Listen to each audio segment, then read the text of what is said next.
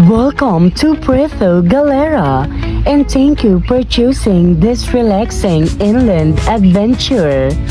Our first stop is the viewing deck of White Beach, where you can enjoy the breathtaking panoramic view of the coastline and the beautiful White Beach below.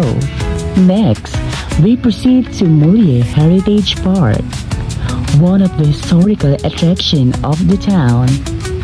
Here you will see the famous I Love Puerto Galera sign, life-size replica of the Spanish galleon. Guests may also enjoy the relaxing mangrove trail and experience bat watching. Our next destination is the famous Tamaro Falls, where fresh cold water comes directly from the mountain. After Tamaro Falls, we will stop at the viewing deck of Isla Verde, where you can enjoy a stunning view of the ocean and the nearby islands. Our last stop is Aplayang Munti, a peaceful pebble-type beach where you can swim, relax, have lunch, or sit in one of the nipa huts while enjoying the fresh air.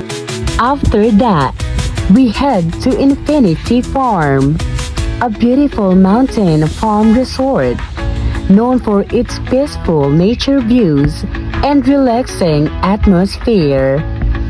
Guests can explore the farm, take photos of the scenic landscape, and enjoy the fresh mountain air surrounded by greenery.